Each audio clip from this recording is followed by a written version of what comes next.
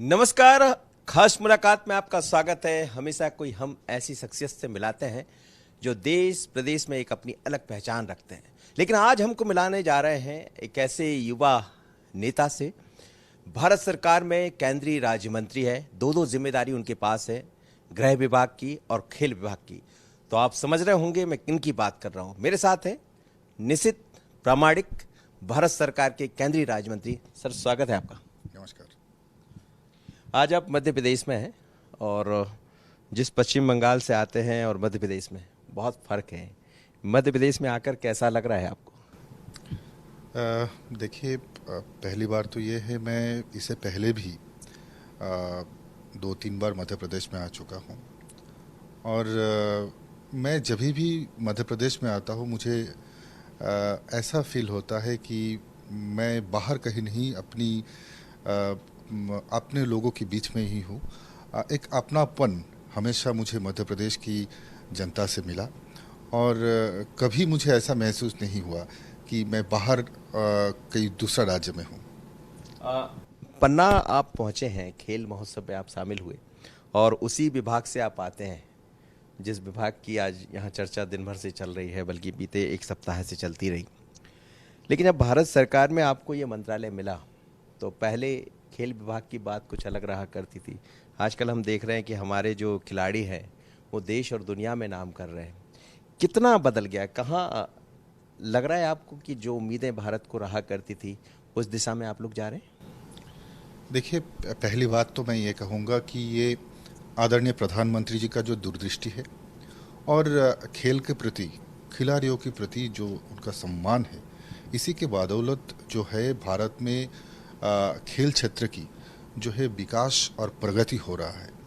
अगर हम लोग ध्यान से देखें तो 2014 के बाद खेल क्षेत्र में निरंतर जो है विकास आया है। 2014 के बाद टॉप स्कीम लाया गया जिसके दरमियान लगभग अभी तक 250 जो खिलाड़ी है, युवा खिलाड़ी, वो ये जो top target Olympic podium scheme है इसके तहत प्रैक्टिस कर रहे हैं।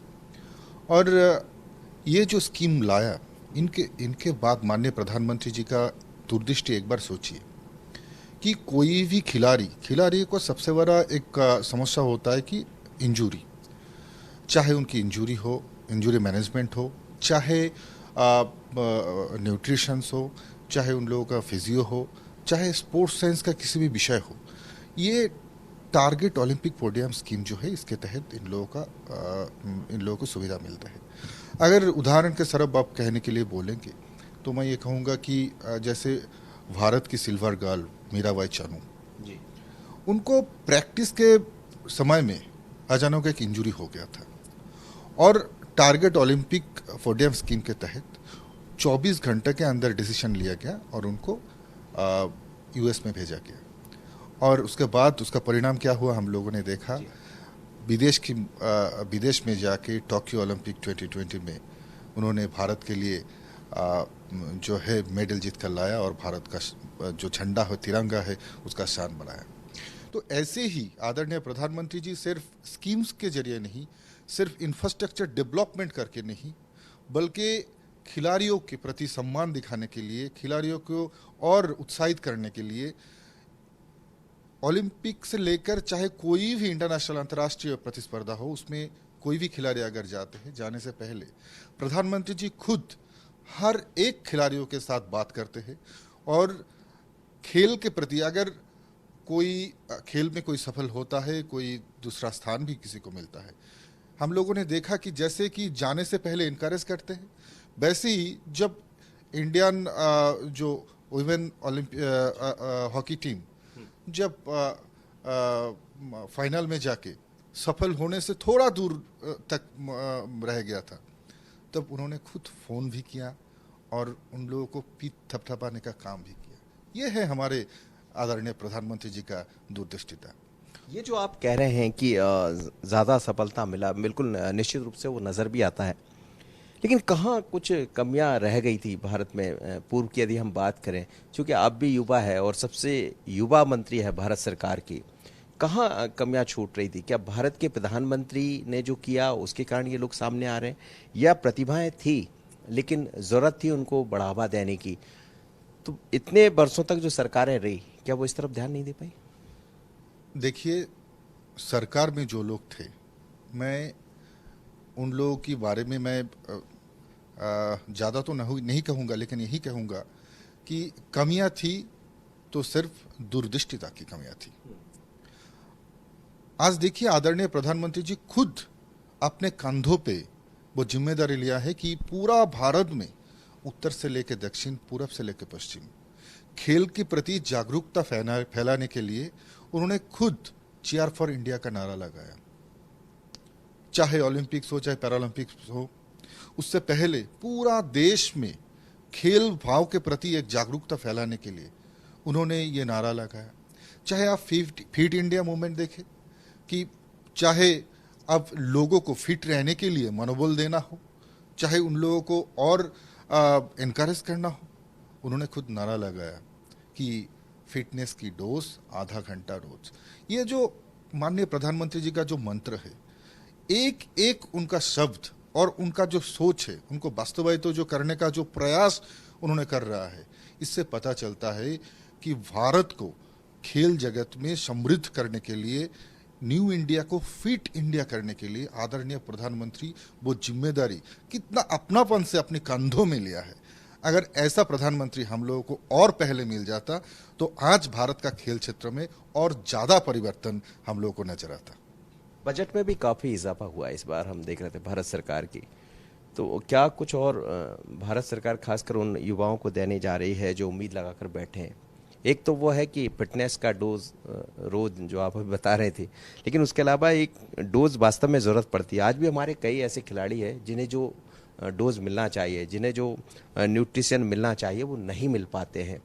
तो उनके लिए कुछ अलग से प्रोग्राम्स, ये सब चीज़ें दिखाई देंगी आने वाले? देखिए, पहले तो मैं ये बताना चाहूँगा कि भारत सरकार की जो स्पोर्ट्स अथॉरिटी ऑफ इंडिया है, उसके माध्यम से अभी तक हम लोगों का टारगेट है पूरा देश में 1000 खेलो इंडिया सेंटर बनाने का। और उसमें से लगभग अभी तक लगभग 500 के करीब करीब खेलो इंडिया सेंटर बन चुका है। और ये ज़्यादातर जो है छोटा शहर या ग्रामीण क्षेत्र में ही बनते हैं, क्योंकि हम लोग अगर थोड़ा सा अगर ध्यानपूर्वक लक्ष्य करें तो हम लोग देखेंगे कि इस बार चाहे ओलंपिक हो या पैरालंपिक हो या कोई भी अंतर्राष्ट्रीय प्रतिस्पर्धा हो, उसमें ग्रामीण क्षेत्र के खिलाड़ी या फिर छोटा शहर के खिलाड़ी ही सबसे ज़्यादा परफॉर्मेंस भी किया और भारत के लिए मेडल भी लाया। इसी के लिए माननीय प्रधानमंत्री जी का ये लक्ष्य है कि 1000 खेलो इंडिया सेंटर हम लोगों को करना है। और बाकी जो खेलो इंडिया सेंटर है उसका भी प्रस्ताव विभिन्न राज्य से आ चुका है। हम लोग 2000 ये आशा रखते हैं और ये मुझे विश्वास ही भी है कि 2024 से पहले ये 1000 खेलो इंडिया सेंटर जो है ये हम लोग ये लक्ष्य मात्रा पूरा करेंगे। और उसके साथ साथ काफ़ी जो प्रोजेक्ट्स है, न्यू प्रोजेक्ट्स आया हुआ है, लगभग हम लोग 1000 करोड़ का जो इम्प्लीमेंटेशन प्रोजेक्ट्स के लिए अभी तक हो चुका है। और बाकी जो है उसका भी काम बहुत ही द्रुतता के साथ चल रहा है। और आज भारत का इंफ्रास्ट्रक्चर, खेल इंफ्रास्ट्रक्चर ऐसा है, चाहे किसी भी तरह का अंतर्राष्ट्रीय प्रतिस्पर्धा हो, हम लोग उसका मेजबानी करने के लिए पूरी तरह से तैयार है। चाहे वो ओलंपिक ही क्यों ना हो, अगर ऐसा ओलंपिक जैसा अंतर्राष्ट्रीय खेल का अगर खेल कंपटीशन का अगर यहाँ पर हम लोग को मेजबानी करने का एक बार सुजग मिलेगा, एक बार नौबत मिलता है, तो उसके लिए भी भारत सरकार पूरी तरह से तैयार है। और आज अगर हम लोग देखें तो एक छोटा सा उदाहरण मैं देना चाहूँगा। ओलंपियाड एक चेस कंपटीशन होता है, इस बार रशिया में होने वाला था। और ये जो प्रतिस्पर्धा है इसमें पूरा विश्व के बहुत सारा जो देश है वो पार्टिसिपेट करता है। लेकिन इस बार विपरीत परिस्थिति के कारण वो वेन्यू चेंज करने का नौबत आया और ओलंपियाड जो कमिटी है उन्होंने, बहुत सारा देश था उसमें, चाइना भी मेजबानी करने के लिए आग्रह प्रकाश किया, लेकिन ओलंपियाड कमेटी ने भारत को ही महफूज समझा और अभी 1-2 महीने में वो चेन्नई में करने के लिए भी निर्णय लिया गया। तो अभी ऐसा हो रहा है कि पूरा विश्व जो है, चाहे हर एक क्षेत्र का बात तो है ही, वो अलग है, लेकिन माननीय प्रधानमंत्री जी का जो नीति है, चाहे खेल की नीति हो, चाहे देश की प्रगति की नीति हो, या चाहे विदेश नीति हो, आज उसके तहत देखिए पूरा विश्व का खेल क्षेत्र की कोई भी कंपटीशन ऑर्गेनाइज करने के लिए सबका पहली पसंद भारत ही हो रहा है। ये हम लोगों के लिए बहुत ही गर्व का बात है, और ये आदरणीय प्रधानमंत्री जी का दूरदृष्टि से ही ये संभव हो रहा है। भारत कहता है खेलोगे इंडिया बढ़ेगा इंडिया, और जिस युवा प्रोग्राम की आप बात कर रहे हैं, सांसद युवा महोत्सव चला रहे हैं, जैसे यहाँ भी हुआ, आपने भी कहा, मैं सुन रहा था कि हम भी इसको आगे लेकर जाएंगे और मैं अपने क्षेत्र में भी ऐसे कार्यक्रम कराने का प्रयास करूंगा। लेकिन जब कोई सांसद, जब कोई राजनेता इस तरह की चीज़ों को करता है तो उसमें दोनों चीज़ें नज़र आती है। एक राजनीति भी नज़र आती है, क्योंकि युवाओं को हमारे साथ जोड़ना स्वाभाविक है कि खेल लोगे इंडिया बढ़ेगा इंडिया, उसमें तो बढ़ेंगे, लेकिन क्या भारत की जो राजनीति है या एक मतदाता के बतौर हम देखें तो उस पर भी नज़र है कि भारतीय जनता पार्टी की सरकार की इस बहाने? देखिए, ऐसा अगर आप कहेंगे तो आ, खेल का अगर विषय आया तो चाहे भारत सरकार हो, चाहे भारतीय जनता पार्टी हो, इसमें राजनीति का दूर दूर तक कोई संबंध नहीं है। हम लोग हमेशा ये चाहते हैं कि हमारा देश का जो युवा है, हमारा देश का जो यंग पॉपुलेशन है, वो हमेशा सुस्त तंदुरुस्त रहे। और ये हमारा विचारधारा है कि युवाओं को और ज़्यादा सशक्त कैसे किया जाए, उन लोगों को कैसे नशा से दूर रखा जाए, उन लोगों को कैसे जो मतलब खाली मस्तिष्क ना रहे उन लोगों का, तो किसी ना किसी एक्टिविटीज़ के साथ उन लोगों को हमेशा जुड़कर उन लोगों को शारीरिक रूप से भी तंदुरुस्त रखे और मानसिक रूप से भी तंदुरुस्त रखे।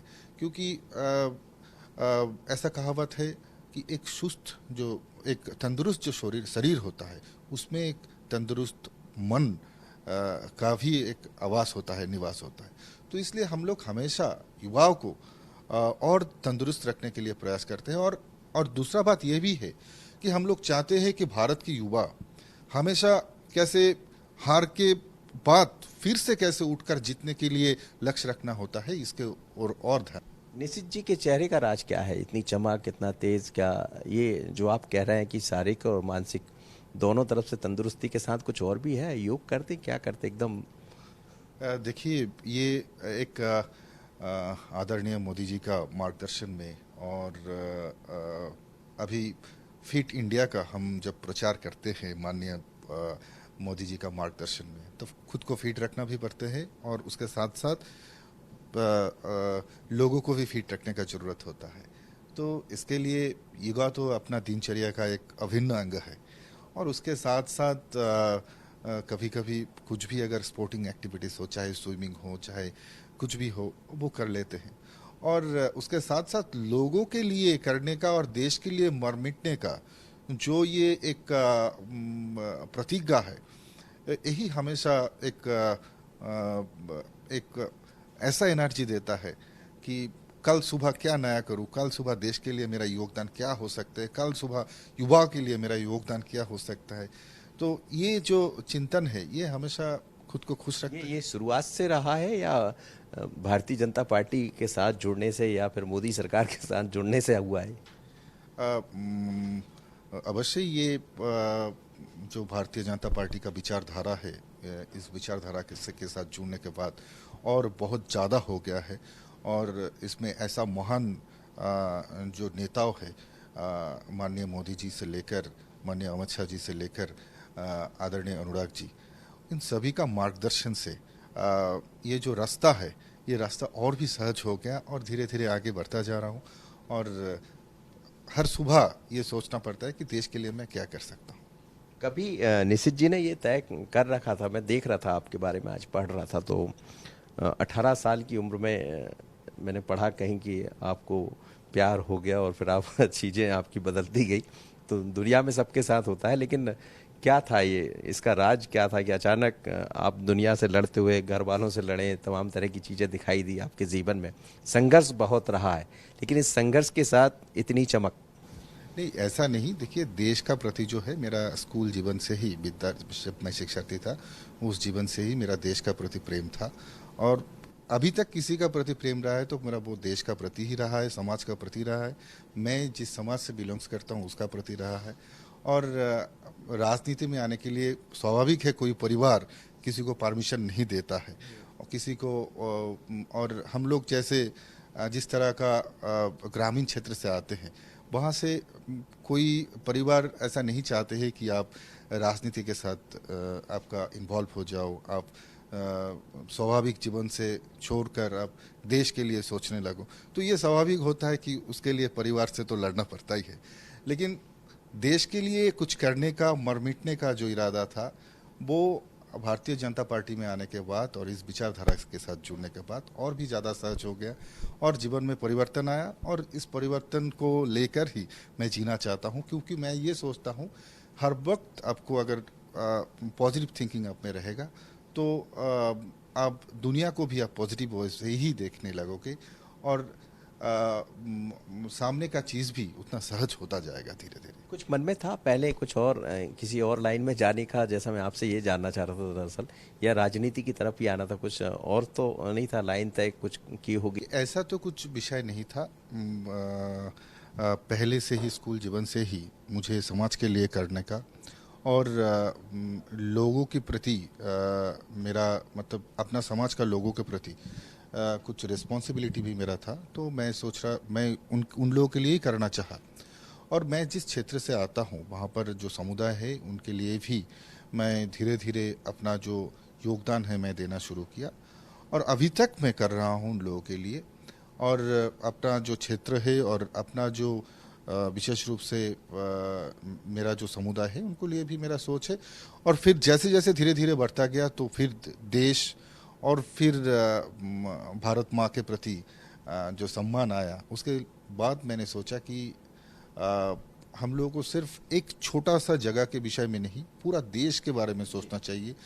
और अपना तो अपना ही होता है, अपना गांव अपना होता है, अपना शहर अपना क्षेत्र तो अपना ही होता है, लेकिन पूरा देश भी अपना ही होता है। और इसी सोच के साथ आगे बढ़ रहे हैं। और जिस तरह से भारतीय जनता पार्टी में आने के बाद और मोदी जी के मार्गदर्शन में भारत सरकार में भी जितना भी रिस्पॉन्सिबिलिटी मिला उसको बहुत ध्यानपूर्वक और बहुत ही अंतर से मैं उसको करने का प्रयास करता हूं। और मेरा जो दायित्व है वो निष्ठा के साथ निभाने का हमेशा प्रयास करता हूं। बस एक और विभाग है, गृह विभाग। छोटे छोटे मेरे और 2-3 सवाल है, उसके बाद मैं विराम दूंगा। गृह विभाग की यदि हम बात करें तो इस समय देश में अलग तरह की चर्चाएं चल रही, कई ऐसी चुनौतियां नज़र आ रही है। हम जम्मू कश्मीर की बात चलते जहां आप बहुत कुछ सफल होते दिखाई दे रहे। द कश्मीर फाइल्स अभी एक फिल्म आई, उसके बाद कुछ चीज़ें और दूसरी तरह की भी दिखाई देने लगी है। क्या चैलेंज मानते हैं भारत के सामने? देखिए, आज अगर बोलेंगे तो भारत को ऐसा एक गृह मंत्री मिला, माननीय अमित शाह जी। उनका नेतृत्व में भारत जैसे धीरे धीरे आगे बढ़ रहा है, भारत के गृह मंत्रालय जैसे धीरे धीरे आगे बढ़ रहा है, चाहे 370 हटाने वाला या कश्मीर में जो एक विपरीत परिस्थिति था उसको स्वाभाविक करने के लिए उनका जो प्रयास और उनका जो सक्सेस भी हम लोगों ने देखा, तो इससे पता चलता है कि भारत की चाहे वो इंटरनल सिक्योरिटी हो, चाहे वो भारत का कोई भी समस्या हो, गृह मंत्रालय का जो नेतृत्व जो कर रहे हैं माननीय अमित शाह जी, उनका मजबूत हाथों से और उनका जो कई भी कठिन परिस्थिति में निर्णय लेने का, डिसीजन लेने का जो क्षमता उनमें है, तो इससे कोई भी बाधा अपने देश को नहीं आएगा। और देश को सुरक्षित रखने के लिए माननीय अमित शाह जी सदा सर्वदा लोगों के साथ है, लोगों के पास है। यूक्रेन रूस का युद्ध चल रहा है, एक तरफ अमेरिका कुछ अलग तरह की बातें कर रहा है, ये सब चैलेंज है भारत के सामने?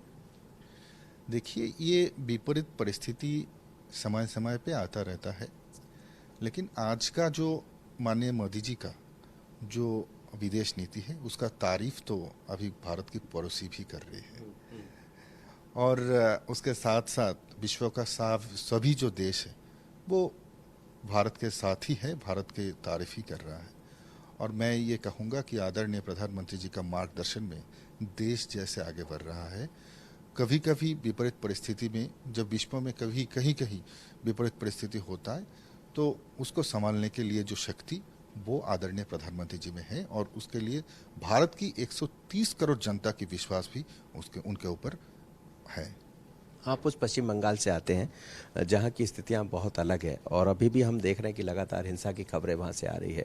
चुनाव के बाद और स्थितियाँ बदली, खासकर भारतीय जनता पार्टी के कार्यकर्ताओं के लिए चीज़ें कुछ अलग दिखाई दे रही। चिंता होती इसकी?